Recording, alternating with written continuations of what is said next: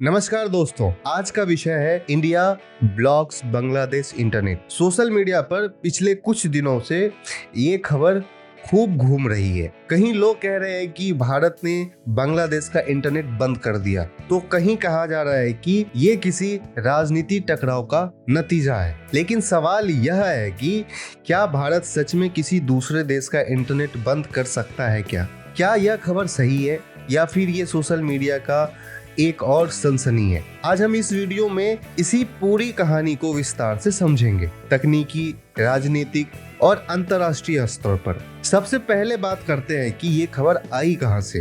दरअसल बांग्लादेश में कुछ दिन पहले कई इलाकों में इंटरनेट बहुत धीमा हो गया था। लोग फेसबुक, यूट्यूब, व्हाट्सएप जैसी साइट्स इस्तेमाल नहीं कर पा रहे थे। तब कुछ स्थानीय मीडिया रिपोर्ट्स और सोशल मीडिया पोस्ट में ये बात आने लगी कि भारत ने बांग्लादेश की इंटरनेट लाइन ब्लॉक कर दी है। अब ऐसा कहना आसान है क्योंकि बांग्लादेश का कुछ इंटरनेट डेटा ट्रैफिक भारत से होकर गुजरता है, लेकिन ये बात आधी सच्चाई और आधी अफवाह जैसी है। अब थोड़ा टेक्निकल हिस्सा समझते हैं। भारत और बांग्लादेश के बीच कई फाइबर ऑप्टिकल केबल कनेक्शन हैं, जिनके जरिए बांग्लादेश का डेटा इंटरनेशनल नेटवर्क से जुड़ता है। दरअसल बांग्लादेश समुद्र के रास्ते जुड़ी कुछ बड़ी केबल लाइनों जैसे SEA MEWE4 और SEA MEWE5 पर निर्भर है। इसके अलावा भारत के त्रिपुरा, असम और पश्चिम बंगाल के रास्ते से भी डाटा एक्सचेंज होता है। यानी तकनीकी तौर पर अगर भारत चाहे तो वो इन केबल्स के मेंटेनेंस या रूट को प्रभावित कर सकता है, लेकिन इसका मतलब ये नहीं कि भारत ने बांग्लादेश का इंटरनेट ब्लॉक कर दिया। इस तरह के कनेक्शन दोनों देश के बीच म्यूचुअल एग्रीमेंट्स के तहत चलते हैं, जिनमें एक देश को दूसरे देश का नुकसान पहुंचाने की अनुमति नहीं होती। अब समझते हैं कि इंटरनेट ब्लॉकिंग होती कैसे है। हर देश में इंटरनेट कुछ खास गेटवे और सर्वर से होकर गुजरता है, जिसे कहते हैं internet exchange point, short form में IXPS। अगर कोई देश अपने नागरिकों का इंटरनेट ब्लॉक करना चाहे तो वो इन IXPS या DNS सर्वर को बंद कर देता है।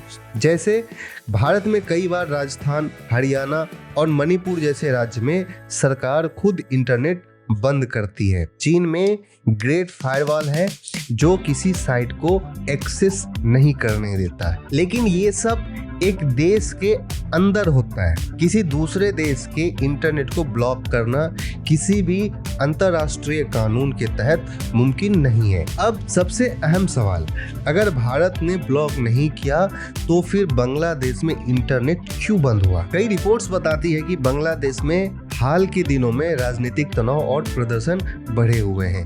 वहां चुनाव नजदीक है और सरकार को डर था कि सोशल मीडिया पर विरोध बढ़ सकता है। ऐसे में बांग्लादेश सरकार ने खुद ही कुछ सोशल मीडिया प्लेटफॉर्म को सीमित किया और कई जगहों पर मोबाइल इंटरनेट को कुछ घंटों या दिनों के लिए बंद कर दिया। ऐसे हालात भारत में भी देखे जा चुके हैं, जहां सुरक्षा के नाम पर इंटरनेट रोका गया।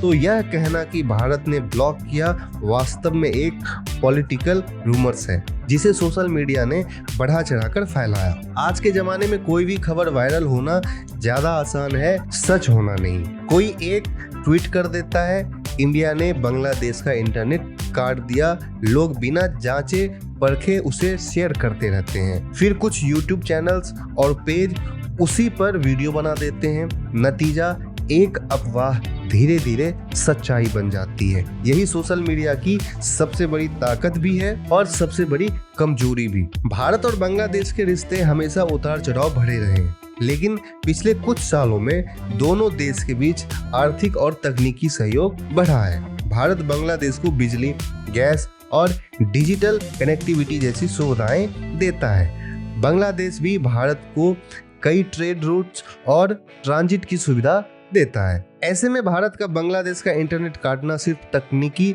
रूप से नहीं, राजनीतिक रूप से भी असंभव है, क्योंकि ऐसा कदम दोनों देश के संबंध को नुकसान पहुंचाएगा, जो कि भारत की विदेश नीति के बिल्कुल खिलाफ है। कई टेक्निकल एक्सपर्ट ने भी इस पर बयान दिया कि भारत किसी भी तरह बांग्लादेश के इंटरनेट को ब्लॉक नहीं कर सकता। हैदराबाद यूनिवर्सिटी के एक साइबर एक्सपर्ट ने कहा, डेटा एक्सचेंज रूट्स पर कोई शॉर्ट टर्म डिस्ट्रप्शन हो सकता है, लेकिन ये मेंटेनेंस या नेटवर्क फेलियर की वजह से होता है, ना कि किसी राजनीतिक आदेश से। यानी अगर नेटवर्क डाउन हुआ भी तो वो टेक्निकल फॉल्ट था, ना कि कोई India versus Bangladesh issue.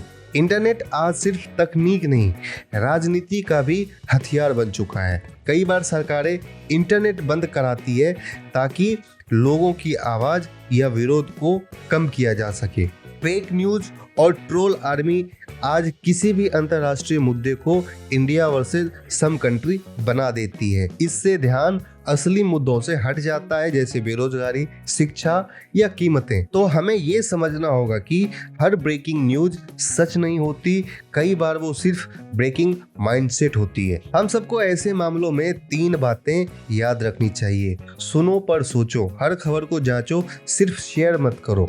Social media reporting को फैक्ट चेक करो, जैसे अल्ट न्यूज, बूम लाइव या ANI की रिपोर्ट से। टेक्नोलॉजी को समझो ताकि कोई भी अफवाह आपको भ्रमित ना कर सके। तो दोस्तों, इंडिया ब्लॉक्स बांग्लादेश इंटरनेट वाली खबर का निचोड़ ये है कि भारत ने ऐसा कुछ नहीं किया।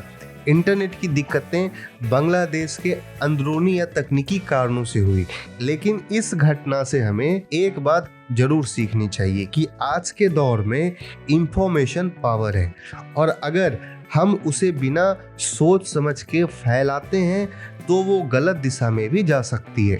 सवाल ये नहीं कि इंटरनेट किसने ब्लॉक किया, सवाल ये है कि हमने अपनी समझ को कब अनब्लॉक करना छोड़ा। अगर आपको ये वीडियो पसंद आया और आपने कुछ नया सीखा तो इसे शेयर करें ताकि और भी लोग सच्चाई जान सकें। कमेंट में बताइए, क्या आपको लगता है कि सोशल मीडिया पर अफवाहें ज़्यादा खतरनाक है या सरकार की इंटरनेट पॉलिसी? मिलते हैं अगले वीडियो में एक नए मुद्दे के साथ। तब तक के लिए धन्यवाद। जय हिंद, जय भारत।